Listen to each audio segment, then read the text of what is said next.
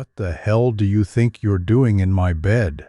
Edward Hawthorne's voice shattered the stillness like a hammer smashing glass. He stood in the doorway of the master bedroom, his tall frame rigid with fury, disbelief carved into every sharp line of his face. Rainwater dripped from his coat, but he didn't seem to notice. His entire focus was fixed on the woman in his bed, Maya Williams. She shot up from the mattress, heart pounding, eyes wide, not with guilt, but with sheer shock. The twin boys, Ethan and Eli, lay curled on either side of her. Finally asleep, their faces soft, their breathing deep. The teddy bear in Ethan's arms rose and fell with each breath. "I can't explain," Maya said quietly, trying not to wake the boys. Her hands lifted slightly, calm, open, but fear was evident in her eyes. Eli started crying. Ethan began to bleed from his nose. Edward didn't give her the chance to finish. His palm came down fast, a sharp crack echoing off the walls as it struck her cheek. Maya staggered back, gasping, one hand flying to her face, but she didn't cry out. She didn't make a sound. Her eyes locked on his, stunned more by the blow than the fury in his gaze. "I don't care what excuse you have," Edward growled, his voice dripping with contempt. "You're fired. Get out of my house, now." She stood still for a moment, her hand pressed to her cheek, trying to steady her breath. When she spoke, her voice was low, almost a whisper. "They begged me not to leave them. I stayed because they were finally calm, finally safe. Well, I said it once. Get out." Before we continue with the upcoming dramatic developments, please show your support by liking and subscribing to the channel so I can bring you even more captivating stories. And where are you listening to this story from? Leave a comment and let me know. Now let's get back to the story. Maya didn't argue. She didn't have the strength. She had only stayed this long because she saw something in the boys. She believed they deserved more than what they'd been given. They deserved peace, and Maya thought she could help them find it. But now, as she stood in the doorway with her hand pressed to her cheek, she knew she had been wrong. The boys kept sleeping. They didn't move as Maya walked quietly past Edward. She carried her shoes in her hand. No words passed between them. She didn't look back. She didn't have to downstairs, Mrs. Keller, the housekeeper, turned when she heard Maya's soft footsteps coming down the stairs. She saw the red mark on Maya's cheek. The mark told the whole story. Her eyes went wide with shock, but Maya stayed silent. She walked out the door into the rain that had softened to a drizzle. She disappeared into the gray afternoon. Back upstairs, Edward still stood in the master bedroom. His breath still shook from his outburst. But as the silence grew deeper, something began to eat at him. He turned back to the bed.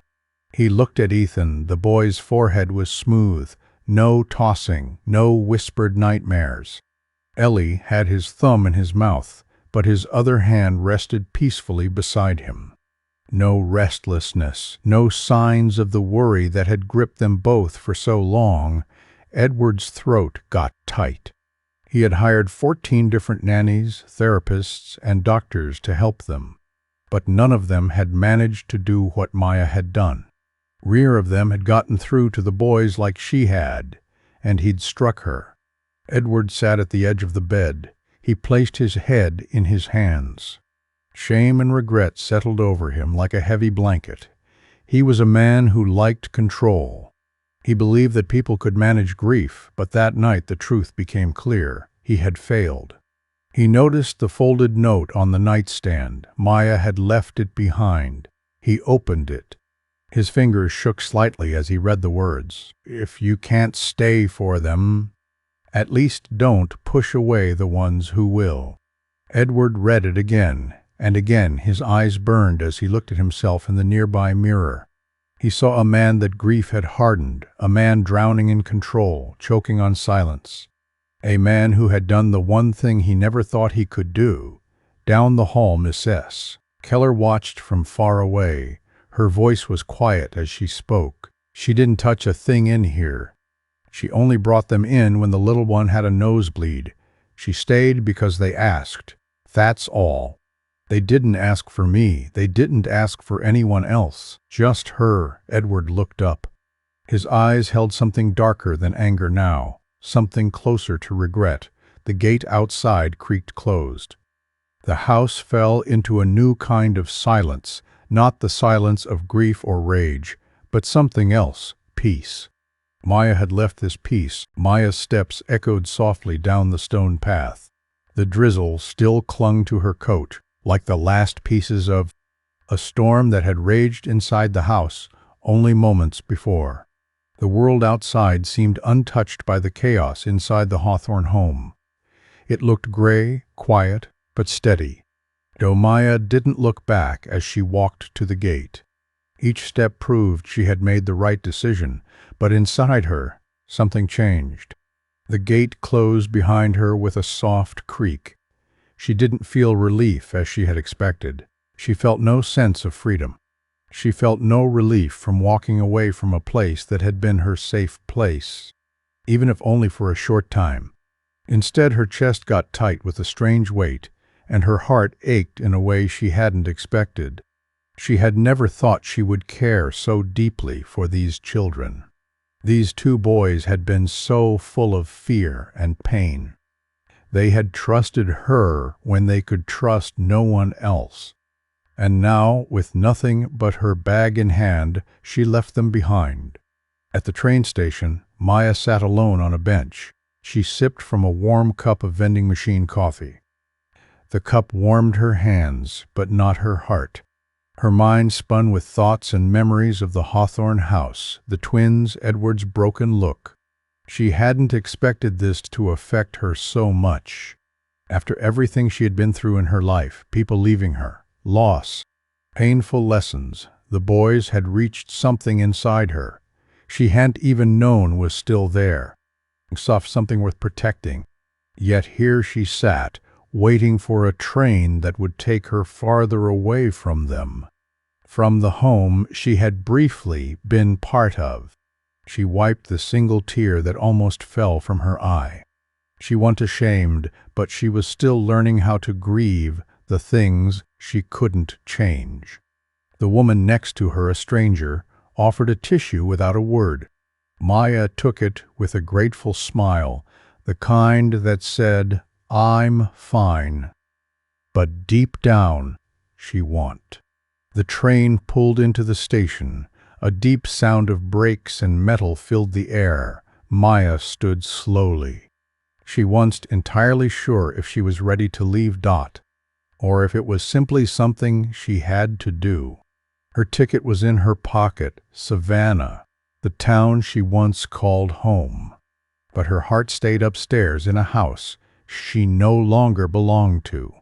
Two boys might never understand why she had left. They might never know how much she had hoped they would heal. Edward stayed in the quiet of the Hawthorne house. His mind was consumed by regret. He had thought he was protecting his family, keeping control over everything, including his emotions. But in that moment, he realized that control was his prison. His reaction to Maya, the slap, something he couldn't take back, wasn't about her, it was about him. His fear of losing control, his inability to let go of his grief. Back in the master bedroom, he stared at the empty bed where Maya had been just moments before. The room felt smaller now, the silence heavier. He looked at the boys, still sleeping soundly, as if the storm had never happened. For the first time in a long while, the house felt hollow, incomplete. He sat on the edge of the bed. The ghost of the slap still lingered on his palm. The rage that had driven him earlier had faded. An uncomfortable stillness replaced it, one that made his chest tighten and his throat ache. He picked up the note again.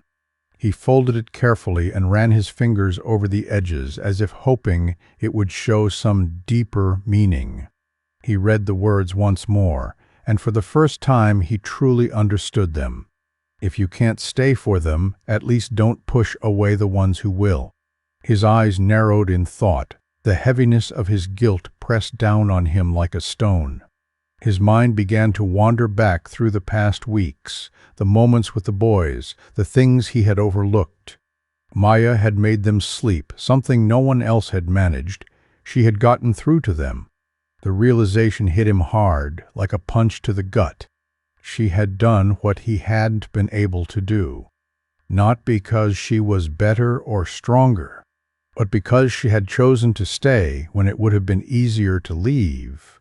And now she was gone. Edward's head sank into his hands. The weight of his actions crashed down on him all at once. How could he have done that?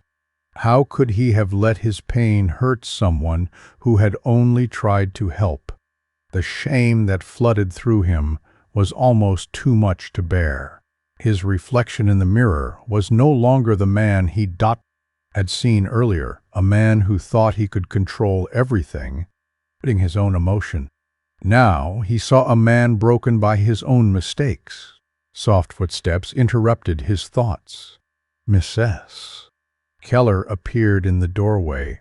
Her face showed concern and disbelief. She didn't have to say anything. Her presence said everything.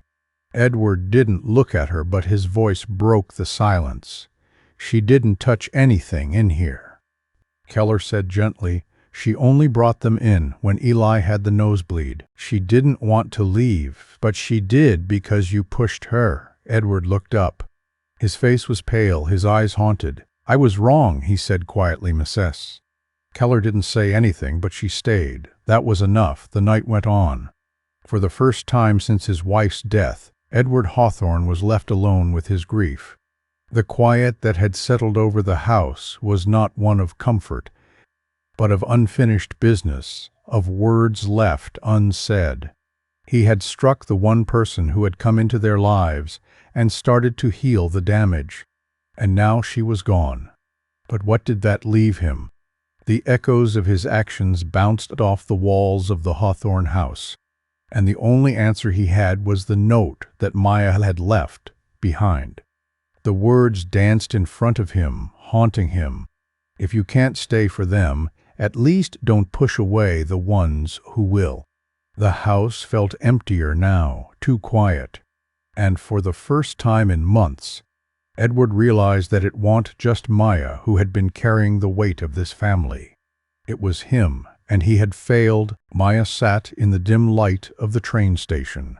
The faint hum of the tracks beneath her feet reminded her of the distance between herself and the Hawthorne house.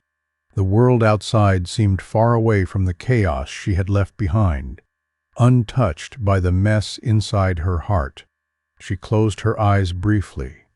She let the sounds of the station settle in around her. She needed this space, this moment of quiet, time to breathe, to think, and most importantly to decide what came next. She had never expected to feel so torn about leaving. But the truth was, she had grown attached to the boys in a way she couldn't ignore. Ellie and Ethan had touched something inside her she thought she had buried long ago. Innocence, trust, hope. They had begun to trust her when they couldn't trust anyone else. The thought of leaving them behind, of not being there when they woke up and needed her, was unbearable. Yet, as she sipped her coffee and stared out at the world beyond the station, she knew that she had to walk away for her own peace of mind. Her past was one of people leaving her in loss, of never having the luxury of staying. Her memories were filled with the echoes of those who left, the ones who told her she wasn't enough, that she was too much, or simply that they couldn't handle her weight. She had spent years learning how to survive on her own. She had unlearned the habits of depending on others and trusting them. At the Hawthorne house, those boys, they had broken down that distance, that careful wall she had built around herself. Edward's anger, his grief, his deep need to control, it had made him lash out at her in a way she hadn't expected. And yet Maya understood. It wasn't really about her. It was about his inability to face the pain of losing his wife and the pressure of being a single father to two children who had suffered more than any child should. He wasn't a bad man, just a broken one. The sharp whistle of the train pulling into the station interrupted her thoughts.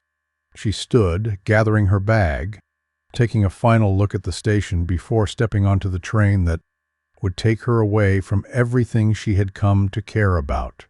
Meanwhile, back at the Hawthorne house, Edward's mind was a storm of regret and self-hatred. Hatred. After Maya left, the silence in the house was suffocating. The house, which had once been a safe place of order and control, now felt like a prison. He stood in the hallway outside the boy's bedroom, his mind racing. The slap he had delivered echoed in his mind, as did Maya's quiet departure. The house, once full of tension and anger, had transformed into something different, something that felt empty, hollow. He had not meant to hit her. It had been a reaction, a burst of anger that had built up from months of grief, frustration, and helplessness. He had wanted to control everything in his life, to hold on to the pieces of his family and keep them together, even if it meant pushing people away. But in doing so, he had driven away the one person who had truly understood the depth of his pain and the needs of his children. Edward slowly made his way downstairs. His footsteps were heavy on the wood floors. Mrs. Keller was still in the kitchen, quietly folding napkins. She looked up when she heard his approach, but her face stayed neutral. There was no judgment, only understanding. "She's gone," Edward said quietly, his voice breaking the stillness. "I know, Mrs." Keller replied. Her voice was calm but firm. "But you need to fix this, for them, for yourself." Edward looked at her, his jaw clenched. He knew she was right, but the weight of his actions felt suffocating. "How do I fix it?" he asked, almost begging. "You start by admitting what you've done," she said softly. "And then you go find her." Edward didn't answer right away. He stared out the window, his gaze fixed on the rain that had started to fall again. He felt the weight of Mrs. Keller's words hanging in the air. For the first time in a long time, he realized he was no longer in control of the situation. It was no longer about him or his past. It was about Maya, about the boys, and about doing what was right. With new determination, he headed upstairs to the master bedroom. He walked slowly, each step heavy with the weight of his guilt, until he reached the desk where he had left the note Maya had written. He opened it once again. He read the words as though they held the answers to everything that had gone wrong. "If you can't stay for them, at least don't push away the ones who will." The words were simple, yet deep. They weren't just about Maya's departure. They were about him, about his failure to see the people who truly mattered in his life. He wasn't a man who could fix everything with money or control. He had spent so long living in the shadows of grief and anger. But now he understood that he had to choose a different path. His first step was to apologize, to make things right for the boys. But his second step was finding Maya, bringing her back, not because he needed her, but because his children needed her. And he needed to admit that he had been wrong to push her away. He grabbed his coat and headed toward the door, determined to make things right. Maya had been walking for hours. The quiet hum of the city surrounded her, but her mind was 1,000 miles away. The noise, the rush of people, the distant chatter, it was all so far away from the house she had left behind. For the first time, she allowed herself to breathe without the weight of someone else's grief pressing on her chest. She had always been able to pull herself together, to find the strength to move on. But this time was different. It wasn't just about survival anymore. It was about something deeper. She had seen the boys, had felt their need for someone who would stay, and it had broken through the walls she had carefully built around her heart. As she walked, Maya's phone buzzed in her bag, pulling her from her thoughts. She looked down at the screen, noting the number, Edward. Her chest tightened, and for a brief moment she considered ignoring it, but she didn't. With a steadying breath, she answered. Maya, Edward's voice came through, rough and hesitant, as if he were speaking to someone he hadn't known for years.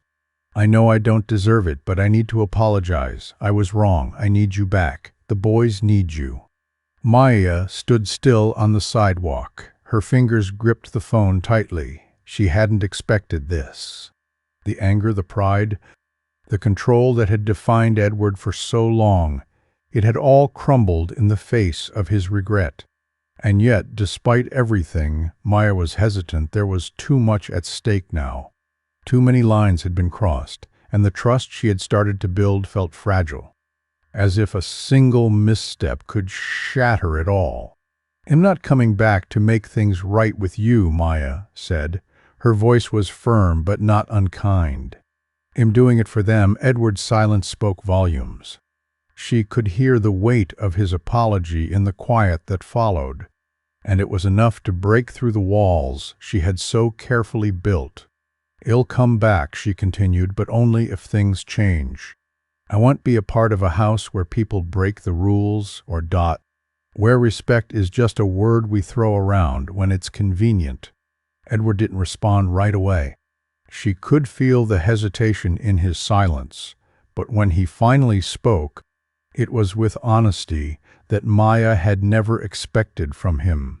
Tell me what needs to change. For the first time, Maya felt the urge to truly speak her mind, to voice the boundaries she had always kept silent, not just for herself, but for the boys. She spoke of the house rules she needed in place, the spaces that people had to respect, and the ways the family would need to work together. No more isolation, no more power struggles. First, no cameras in the children's rooms, Maya said.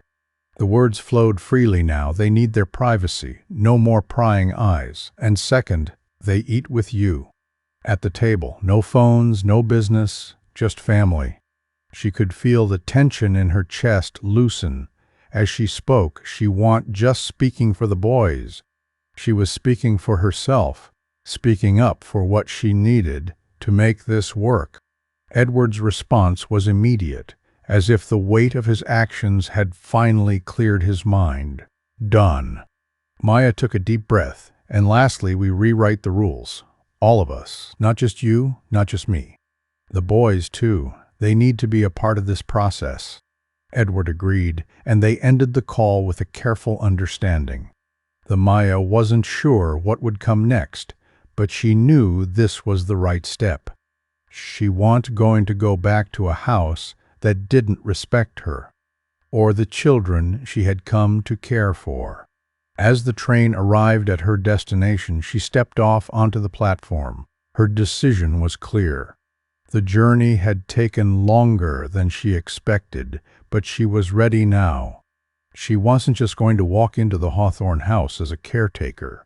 She was going to walk in as someone who had learned to set her own boundaries, someone who had earned the right to be respected, not just for what she could give, but for who she was.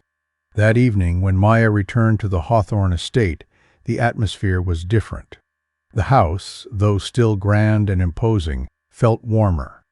The heavy silence that had clung to its walls now seemed lighter. The air felt different. It wasn't the same home she had walked away from, and that made all the difference. Edward was waiting for her at the door. His face showed relief and worry. He didn't apologize again. He didn't need to. His actions spoke louder than words. "I've made the changes you asked for," he said quietly. "I've started already. The cameras are gone. The boys, they're waiting for you." Maya nodded, a small but important gesture. She knew this was only the beginning. They still had a long road ahead of them. But for the first time, the future felt possible. Inside, the boys greeted her with their usual warmth, though there was a hint of nervousness in their eyes. They had been through so much, and now that she was back, they weren't sure what to expect. but Maya knelt down to their level. Her smile was gentle but firm. "We have rules to rewrite," she said softly, her eyes meeting Edward's. "But first we need to make sure we're all listening to each other. Together." Edward stood in the background, watching as Maya spoke to the boys. Her voice was steady and reassuring. For the first time, he didn't feel like an outsider in his own home. He wasn't in control of everything, but he didn't need to be. What mattered now was their family, the connection they would rebuild. Maya's return marked the beginning of a new chapter for the Hawthorne family. The rules would be rewritten not just on paper, but in the way they treated each other, in the way they talked, in the way they learned to trust again. And as Maya sat down to dinner with the family that evening, the sounds of laughter and clinking cutlery filled the air, a reminder that this was a place worth fighting for. The next morning, the kitchen was alive with the scent of fresh coffee and scrambled eggs. Maya stood at the counter, watching as the twins, Eli and Ethan, sat at the table. Their small hands worked with toast and butter. Edward, dressed in a simple gray sweater and jeans, moved between them, awkwardly but earnestly, trying to make this family dynamic work. It was a far cry from his usual polished suits, and it suited him, more grounded, more real. Maya's return had already begun to change the atmosphere in the house. It wasn't just the new rules she had helped put in place. It was the feeling that something had shifted, even in the smallest ways. The tension that had once clung to the walls like dust was beginning to clear. An unfamiliar sense of openness replaced it. As Maya placed a bowl of cut fruit in the center of the table, she looked at Edward, who was kneeling beside Eli, carefully adjusting his napkin. She noticed the way he was trying to meet the boys at their level, in both their actions and... It wasn't perfect, but it was a start. Eli looked up at her with wide eyes. His small fingers paused mid-air as he reached for a piece of watermelon. "Miss Maya, is it okay if we have pancakes for breakfast tomorrow?" Maya smiled. The warmth spread in her chest. "Of course. We can have pancakes, but we'll need to make sure we all help out in the kitchen, okay?" "That's part of the new rules." Ethan, who had been quieter than usual, nodded seriously. "We can help," he said. His voice was soft but clear. Edward, who had been watching the exchange with a mixture of relief and uncertainty, cleared his throat. "Sounds like a plan." Maya took a seat, and for a moment, there was nothing but the sound of clinking utensils and the occasional laughter from the twins. It felt like a family meal, simple and unpretentious, but it was real. This was the life she had hoped for when she decided to return to the Hawthorne estate. She could see it now. Edward was trying, not just for the boys, but for himself. The man who had once been a symbol of control, of grief bottled up tight, was slowly learning how to show up. To truly show up. "I know this isn't easy," Maya said, breaking the silence. "But what matters is that we keep showing up, even when it's hard. We all make mistakes, but we learn from them." Edward looked at her, his expression softened. "I'm not used to letting go of control. I thought I could manage everything, keep everything together. But that was wrong." He swallowed, as if admitting this took courage. "I want thinking about what the boys needed, just what I thought was best for them." He paused, running a hand through his hair. "I was blind." Maya nodded. Her gaze stayed steady. "You're not the only one who's been blind, Edward. I've been there too. But this isn't about fixing everything in one go. It's about being here, day by day. We rebuild trust, one moment at a time." The boys, who had been listening closely, exchanged glances. Maya could see the way they were taking in every word, processing it in their own quiet way. Trust was not something that could be earned overnight. It would take time, patience, and effort, something the entire family was learning to give. Over the next few days, Maya continued to set up routines with the boys. working with them on tasks as simple as making their beds or picking up toys after playtime. But it wasn't just about the chores. It was about teaching them that they were not just passive participants in this family dynamic. They had a voice, a choice, and the power to shape their environment.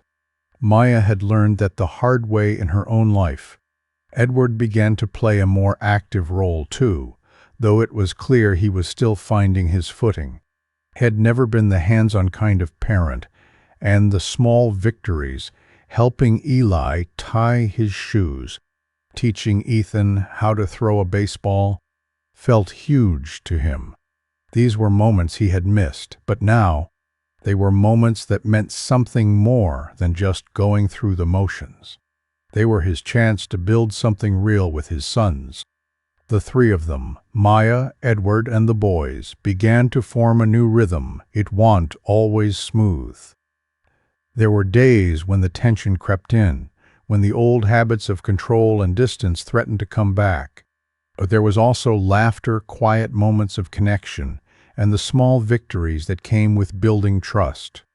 They were learning how to be a family again, but this time it wasn't about perfection. It was about being present. One afternoon, as Maya sat with Eli and Ethan in the backyard, watching them chase each other with paper airplanes, she caught sight of Edward from across the lawn. He was talking with Miss Keller. His voice was low, his posture more relaxed than she had ever seen him. She watched him for a moment. Her thoughts drifted to the journey that had brought them here. In many ways, Edward had started this process without knowing it. His own isolation and grief had kept him from seeing what he needed to change. But now he was here, present, vulnerable, and trying. For the first time, Maya believed he would continue to try, not for her but for the boys. She smiled. The warmth in her chest spread once more. It was a good feeling, this quiet assurance that things were changing. The road ahead was still long, but at least they were on it together. That evening, they all sat down to dinner together. Edward served the boys first. His movements were slow but deliberate, as if he was trying to savor the moment. Maya caught his eye across the table, and for a brief moment their gazes met in understanding. The new rules of the house were more than just guidelines on paper. They were becoming a lived reality. And for the first time, the house felt like home, not because it was perfect, but because they were finally present, all of them, in ways that mattered. As the evening went on, the boys played quietly in the living room. Their laughter rang through the house. Maya and Edward lingered at the table, still talking, no longer about the past or the mistakes they had made, but about what they could build from here. Together, the peaceful rhythm of their days shattered when the letter arrived.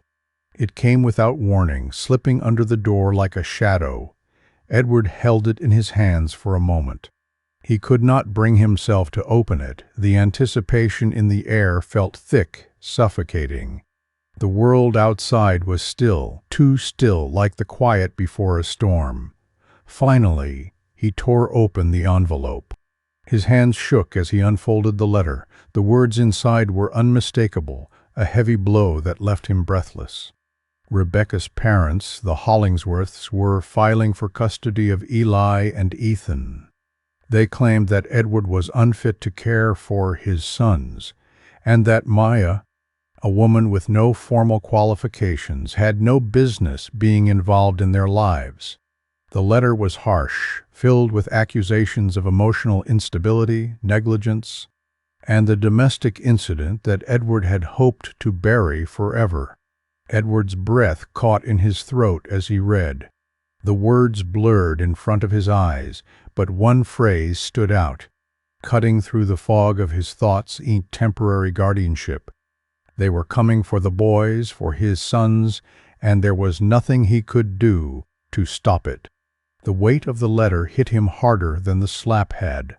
He had hoped that after the battle with his own grief, after everything he had been through, He could at least find peace that the boys would be his to raise. But now his worst fear was realized. His own family was being taken from him, and he had no control over it. As the evening wore on, Edward found himself sitting alone in the study. The weight of the letter pressed on him like 1,000 bricks. He stared at the empty chair beside him, as if hoping it would offer some kind of comfort. But there was nothing, only the echo of his own desperation. Myses. Keller entered. Her soft footsteps were the only sound in the otherwise silent room. She didn't need to ask. She knew. "You've seen it," she said. Her voice was calm but sharp with concern. Edward didn't respond immediately. He kept staring at the letter. The words kept running through his mind. Each accusation hit harder than the last. He felt exposed, vulnerable. All the control he had tried to maintain had slipped through his fingers. And now his son's future was in danger. "Myses," Keller sighed, sitting down across from him. "They won't stop. They've been waiting for a moment like this." Edward's heart sank. He knew she was right. The Hollingsworths were determined. And they had always blamed him for Rebecca's death, always believed he hadn't done enough to save her. They had never understood him, and now they had found a way to use his mistakes to take the boys. "I have to fight them," Edward finally said. His voice was low, filled with an emotion he rarely allowed himself to express. "I can't lose them. I want." "Myses." Keller's eyes softened. "You've already fought, Edward. But now it's time to show them something they don't expect. Show them that you are not the man they think you are. Show them that you've changed." Edward nodded slowly. His thoughts began to shift. It wasn't enough to fight for his sons. He needed to show the court that he had changed, that he wasn't the same man he had been when Rebecca died. He had to prove he could be the father his sons needed, not the man he had been before. The next day, Edward met with his lawyer, a quiet and methodical man named Mr. Fields. They went over the details of the case, discussing every angle, every strategy. But as they sat in the lawyer's office, Edward felt something shift inside him. This wasn't just a fight for custody. It was a fight for redemption, for the right to be the father his children needed, not the one they had been abandoned by. Meanwhile, Maya, unaware of the full extent of the legal battle that was brewing, continued her work at the Hawthorne estate. She was busy with the boys, helping them with their schoolwork, guiding them through their emotional hurdles, and giving them a sense of normalcy amidst the uncertainty. But she noticed something was off with Edward. He was quieter than usual, distant, his thoughts clearly preoccupied. When he finally spoke to her about the custody hearing, his voice was strained. He had been holding back, not wanting to burden her with the weight of it all. But now he needed her. He needed her to help him protect the boys. "I've failed them, Maya," Edward confessed one night, after the boys had gone to bed. "I thought I could fix everything by controlling it all. But now I'm afraid I've lost them. I can't lose them again." Maya listened. Her eyes stayed steady as she absorbed his words. She had seen this side of him before, the side that couldn't admit his failures, the side that had once been too proud to ask for help. Oh, but this time there was no pride in his voice, only a raw vulnerability that cut through the walls he had built. "You haven't lost them," Maya said quietly. Her voice was calm but filled with a quiet conviction. "But you need to fight. You need to show the court that you've changed, that you are not the man who lashed out. You need to show them that you're the father they need." Edward nodded. The weight of her words settled over him. He hadn't realized how much he had been trying to prove something to the world, to others, when all he really needed to do was prove it to himself. "You'll fight for them," he said finally. His voice was firm with newfound determination. "And he'll fight for you too." Maya's heart ached with the sincerity in his words. But she knew that this fight wasn't just about them. It was about the boys, about giving them the stability and love they deserved. She had no intention of backing down, not now, not when they had come this far. "Well, fight together," Maya replied. Her hand rested gently on his. "For them." The next morning, as they prepared for the custody hearing, the tension in the house was thick. Edward and Maya spent the day preparing their testimonies, gathering evidence of the changes in the boys and the progress they had made. Maya wrote down everything she had observed during her time with the boys, their transformation from withdrawn, anxious children to more confident, open kids who had learned to trust again. When the day of the hearing arrived, Edward and Maya walked into the courthouse. Their faces were set with determination. The Hollingsworths were already there, sitting in the front row, their expressions stiff with disapproval. Maya noticed the way they glared at her, accusations in their eyes, distrust radiating from them like a cold wind. But Maya wasn't intimidated. She had a voice now, and she was going to use it not just for herself, but for the boys who had trusted her when no one else could. As the hearing began, Edward took the stand first. His voice stayed steady as he spoke of the changes he had made in his life. He talked about the therapy, the work he had done to connect with the boys, and his commitment to giving them a stable home. He acknowledged his mistakes, his anger, and the way he had failed them in the past. But he also talked about the man he had become, the man who would do whatever it took to protect them. When Maya took the stand, she spoke from her heart. She didn't need notes or rehearsed words. She spoke about the boys, about their transformation, about how they had become a family in their own way. She didn't just testify about their progress. She testified about what family meant. It wasn't about blood, about degrees or qualifications. It was about showing up every day. And when the judge spoke, her decision was clear. Edward Hawthorne would retain custody of his sons. The Hollingsworth petition was denied. Maya exhaled a breath she didn't realize she had been holding. She looked at Edward, who had tears in his eyes for the first time in years. This was it. They had won. The real fight, however, was just beginning. The days following the custody hearing were filled with a sense of quiet relief, but also the weight of what had been lost and what had been gained. Edward sat in his study, staring out of the window at the sprawling grounds of the Hawthorne estate.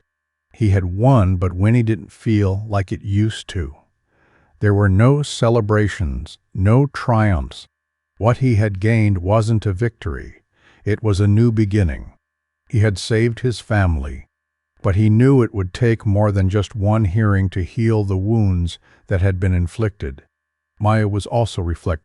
She had witnessed the transformation of the boys, the way they had blossomed under her care, under the stability that she had fought to create. And she had seen Edward, the man who had once been distant, cold, and controlled, begin to unravel the layers of his grief and start to connect with his sons in ways he hadn't thought possible. There was still work to do, still so many things that needed to be fixed. But for the first time there was hope. Hope that things could be different, not just for the boys, but for Edward too. One afternoon, as Maya sat in the sunroom, reading through some new materials for the foundation they were now beginning to plan, his footsteps were soft, almost careful, as if he were unsure of his place in this new chapter. "I've been thinking," he said, his voice low. Maya looked up from the papers, a slight frown on her face. "About what?" Edward hesitated for a moment, then walked toward her, stopping a few feet away. "I've been thinking about us. About what we're building here." Maya's heart skipped a beat. She had grown so used to the silence that had once defined their relationship, to the space they had created between them, an understanding that they were both here for the boys, but not necessarily for each other. But now the question lingered between them, pulling at the threads of something she hadn't yet fully allowed herself to explore. "What do you mean?" she asked quietly. Her voice stayed steady, but with a hint of curiosity. Edward took a deep breath, gathering the courage to say the words that had been brewing in his mind for so long. "I've never been good at this, at relationships, at family. I've always kept people at a distance, kept myself at a distance. But Maya," he paused, as if trying to find the right words, "I don't want to do that anymore. I don't want to keep making the same mistakes. I want to build something with you, not just for the boys, but for us." Maya sat in silence, her mind racing. For so long she had fought to stay emotionally detached, to keep her distance from the pain that had followed her throughout her life. She had promised herself she wouldn't fall for someone who could hurt her. But Edward wasn't the same man who had slapped her in the bedroom that night. He had changed, and so had she. Maybe, just maybe, they could rebuild something together, not just for the boys, but for themselves. She met his gaze, her heart full of a quiet understanding. "We've both been broken in different ways," she said softly, "but maybe that's how we heal. Together." Not perfectly, but together. Edward's eyes softened, and for a moment the weight of everything between them seemed to disappear. They had both learned hard lessons, lessons about forgiveness, about vulnerability, and about what it really meant to show up for someone. Maybe they couldn't change the past, but they could shape their future, step by step, mistake by mistake. Later that evening, as the family sat together at the dinner table, a small, unspoken shift had occurred. The conversation was lighter than it had been in a long time. Ellie and Ethan giggled as they argued over who would get the last piece of bread. Their voices were full of that innocent joy that had been absent for so long. Edward laughed, a sound so rare that Maya couldn't help but smile. They had come a long way from the storm that had once threatened to tear them apart. The house was no longer silent with grief. It was alive with the chaos and comfort of family. Maya looked around the table at the faces of the boys, at Edward, at the man he had become. She felt something stir in her chest, something warm and comforting, like a seed beginning to take root. After dinner, Edward stood and cleared the table. His movements were awkward but sincere. He didn't have to do it. He could have easily left it to the staff or to Maya. But this was part of it. This was him showing up in ways he hadn't before. Maya stayed behind, watching him for a moment before turning to the twins. "What do you think of the new house rules?" she asked. Her voice was light, teasing. Eli's face lit up as he raised his hand. "No broccoli, unless it's disguised," he said, grinning. Maya laughed. "Right. And what else?" Ethan, always the quieter of the two, spoke up. His voice was small but earnest. "Hugs must be asked for. And no yelling." Maya nodded thoughtfully. "I think those are good rules. Do you think we can all follow them?" Ethan looked at her seriously, then at Eli, before nodding slowly. "We can do that." Maya's heart swelled with pride. It wasn't just the rules that mattered. It was the fact that they were all learning to communicate, to understand each other, and to respect each other's needs. The foundation for something beautiful was being built, one small step at a time. Edward returned to the table, his arms full of dishes, and when he saw the twins watching him, he raised an eyebrow. "What are you two up to?" Eli grinned. "We're just talking about the rules. We think they're good, and we're going to follow them. Right, Ethan?" Ethan nodded, his gaze serious. "We're a team now." All of us. Edward's heart skipped a beat, and he felt something stir deep inside him. This was the family he had been trying to create, the one he had been fighting for all along, and it was starting to take shape. That evening, after the boys had gone to bed, Maya sat with Edward on the back porch. watching the stars as they slowly appeared in the sky. The cool evening air was soothing, and the sounds of the world outside seemed distant, almost peaceful. "Do you think we're really doing this?" Edward asked quietly, his voice hesitant. Maya smiled, her heart light with the knowledge that they had come so far. "We're doing it. One day at a time, and for the first time I think we're doing it right." Edward nodded, his hand finding hers in the darkness. "Together," he said simply. Maya squeezed his hand, feeling the weight of everything they had overcome. This was just the beginning of something new, something that would take time to grow, to nurture. But she was ready for it. They were ready.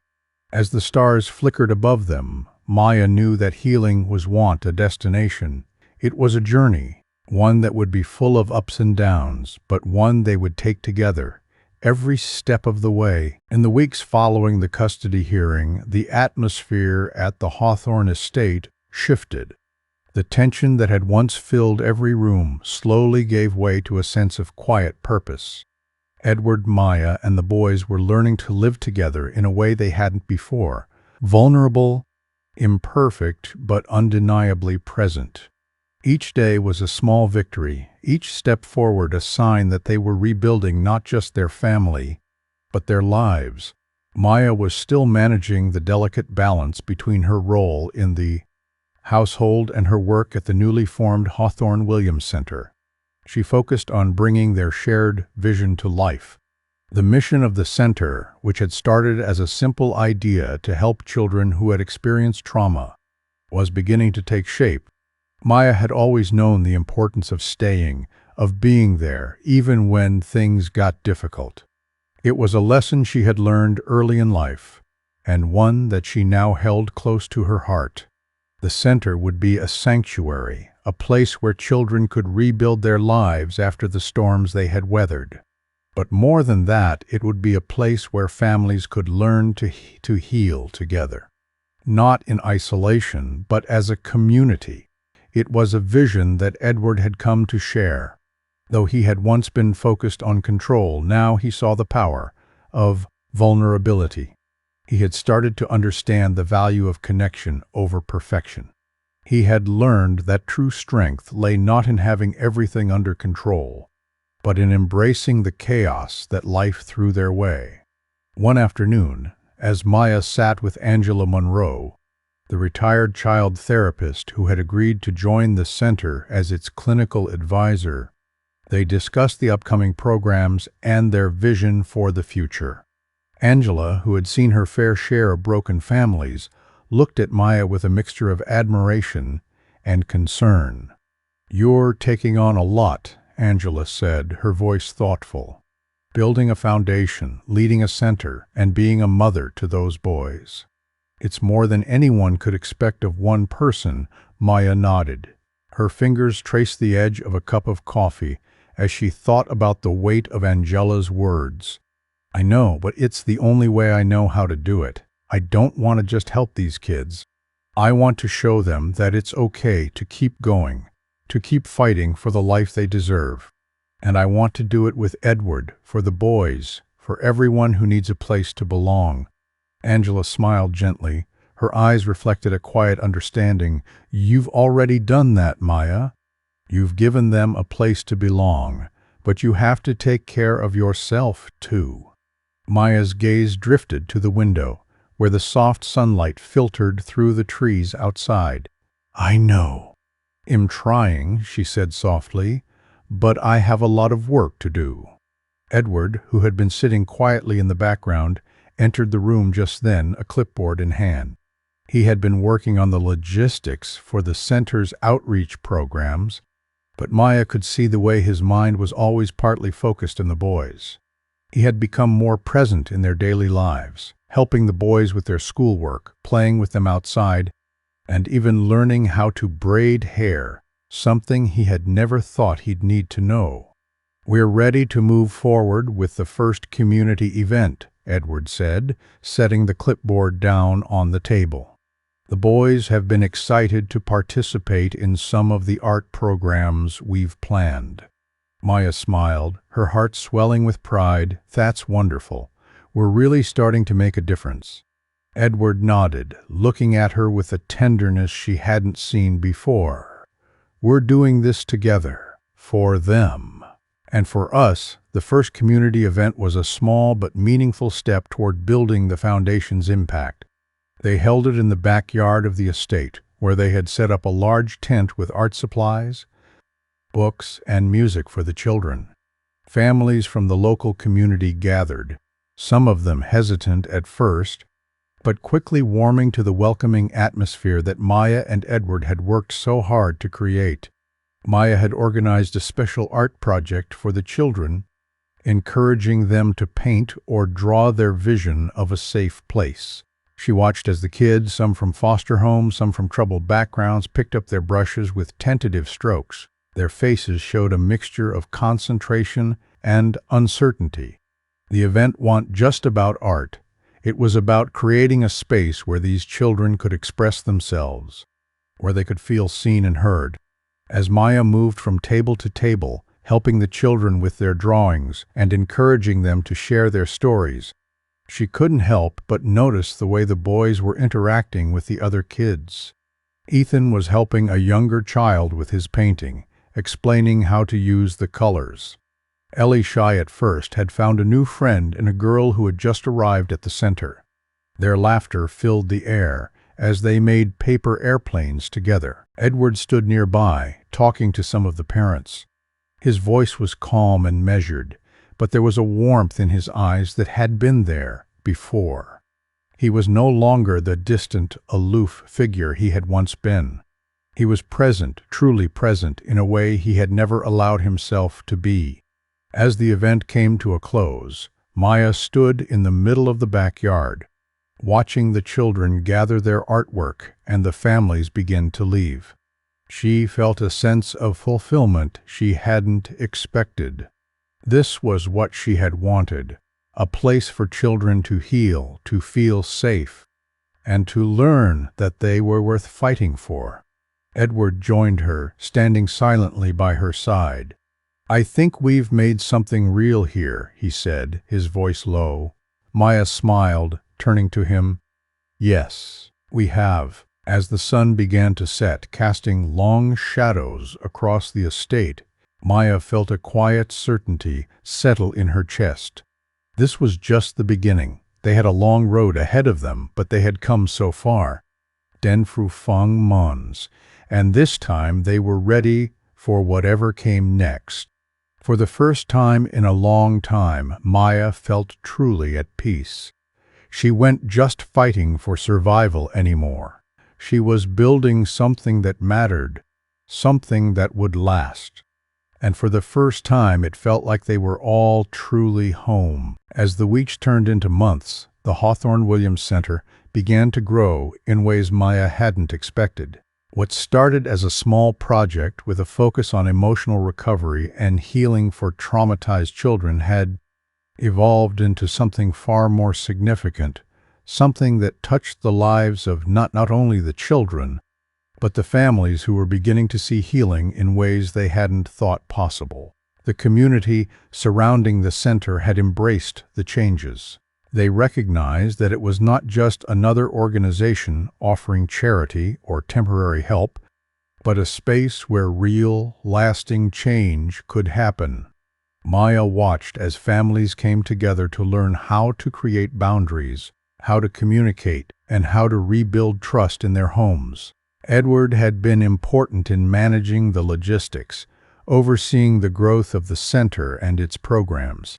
What started as a volunteer-driven effort had now expanded into a full-fledged outreach program with professionals from various backgrounds, therapists, social workers, educators, all working together to offer a complete approach to recovery. But with success came new challenges. The center was now attracting attention from larger organizations, as well as from potential donors, eager to be part of the transformative work Maya and Edward were doing. The pressure to scale quickly was intense. The funds that had poured in were needed to keep the operation running. But Maya couldn't shake the feeling that this kind of growth, while exciting, could potentially take the center in directions they hadn't fully considered.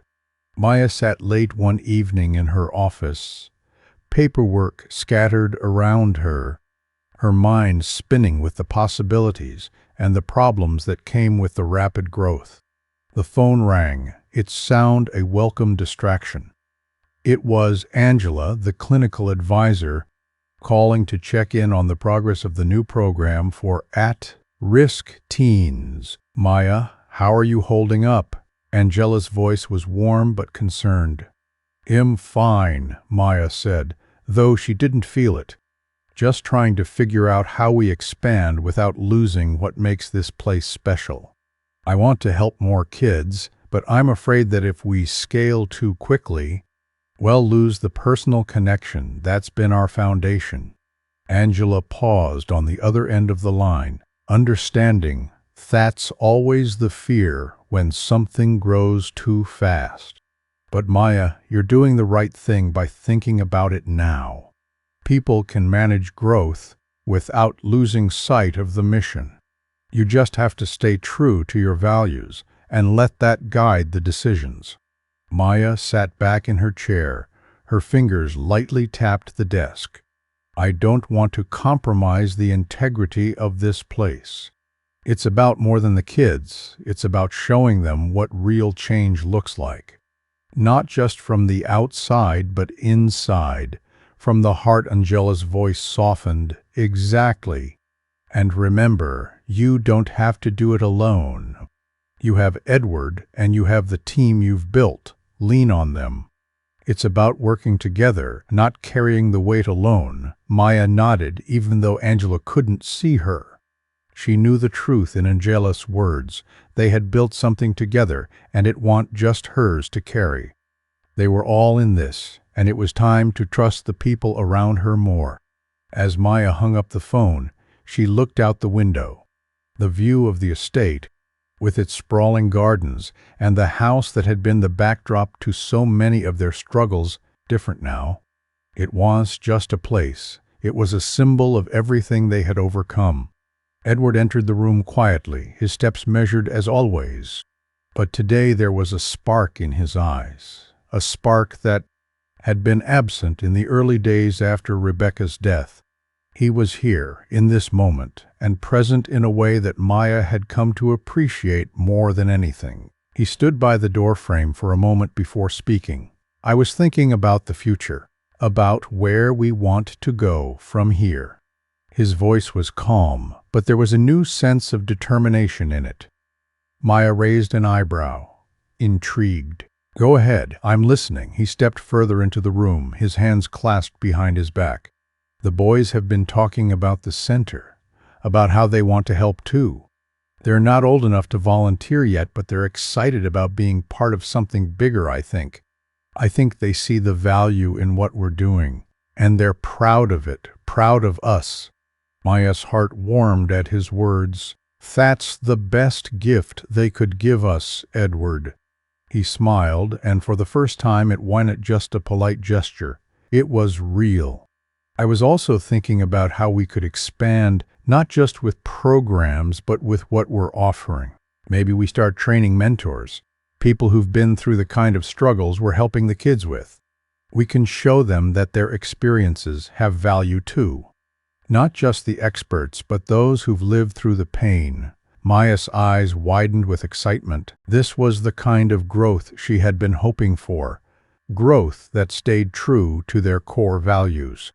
"I love that idea," she said, standing to walk over to him. "Mentors who are survivors, not just professionals.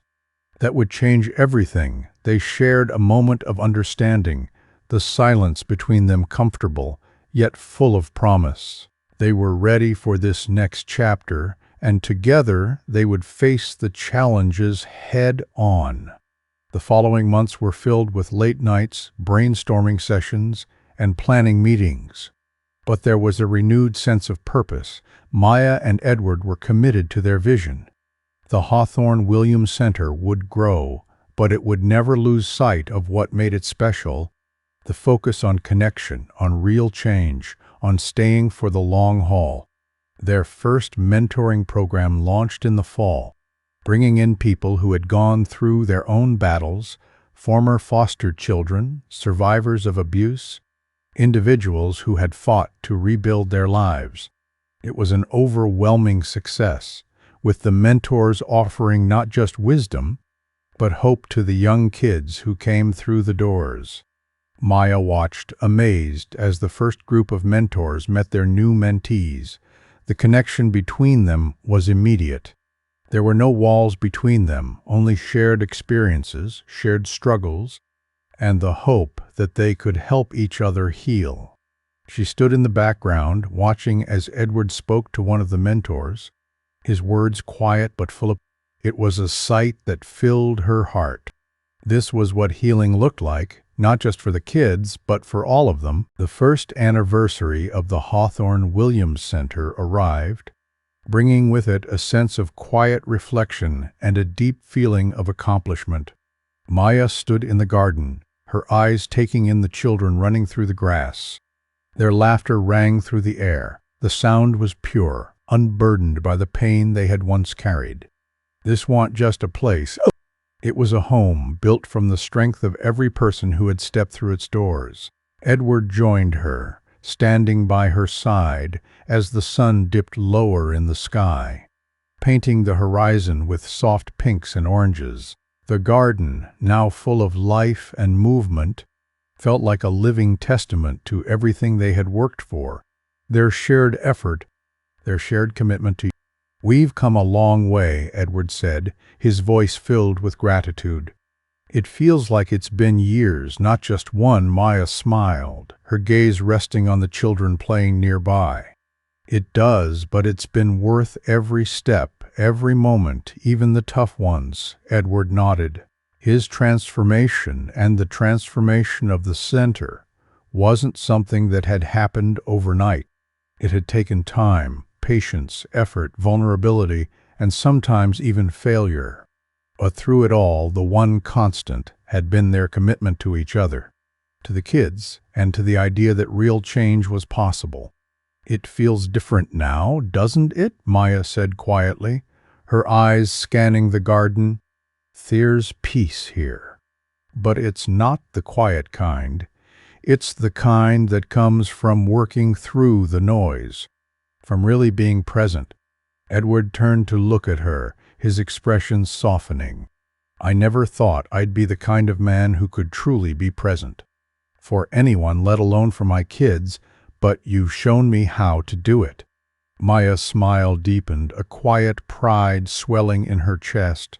"We've done it together, not just for the boys, but for all of us. We've built something lasting." As they stood in silence, the sound of children's laughter continued to fill the air, a sound that had become the heartbeat of the center. The past year had been transformative, not just for the kids, but for Maya, Edward, and the entire team at the center. They had built a place where healing didn't just happen. They actively created it every single day. A place where broken people were given room to become whole again. Edward placed his hand on Maya's shoulder, a gesture of both support and recognition. "This is just the beginning, isn't it?" Maya turned to face him, the weight of his words sinking in. She had always known that the work they had started wasn't just about creating a sanctuary for these children. It was about building a lasting legacy, a legacy of healing, one that would continue to grow and evolve, touching more lives than they had ever dreamed. "It is," she said, her voice filled with certainty, "but we've laid the foundation, and that's more than I could have ever imagined." As they watched the children run and play in the garden, Maya couldn't help but feel a deep sense of fulfillment. The center had become everything she had hoped for, and more. It wasn't just a place for children to find safety. It was a place where they could begin to rewrite their own stories, to learn that healing wasn't about forgetting the past, but about moving forward with it, making something beautiful out of the cracks. Edward squeezed her shoulder gently, his voice low but full of conviction. "You've changed everything, Maya. For the kids, for me. You've shown us all how to heal, and we're just getting started." Maya took a deep breath, looking out at the horizon where the sky was painted in shades of gold. She didn't know where the road ahead would take them, but for the first time, she felt sure of one thing: they had created something that would endure. Something built not on perfection, but on presence, on staying through the storms and learning how to thrive despite them. "I've never been good at staying," Maya whispered, almost to herself. Edward turned to her, a knowing look in his eyes. "Then we'll be good at it together. All of us." As the last rays of sunlight filtered through the trees, casting long shadows across the garden, Maya knew that this was just the beginning of something bigger. The foundation they had built wasn't just for the kids. It was for everyone who believed that healing was possible, for everyone who knew that the future could be shaped by the choices they made today. And with that thought, Maya took Edward's hand, knowing that whatever came next, they would face it together, stronger than before. Thank you for following this story on Shoe Stories. If this story moved you, taught you something, or made you reflect on the meaning of silence, please like, subscribe to our channel, and let us know where you're watching from in the comments below the video. Your voice matters. Let it be heard, whether it's in silence or loud, and don't go anywhere. Click on one of the videos displayed on your screen to watch more powerful stories about dignity and unexpected heroes. We'll see you in the next story.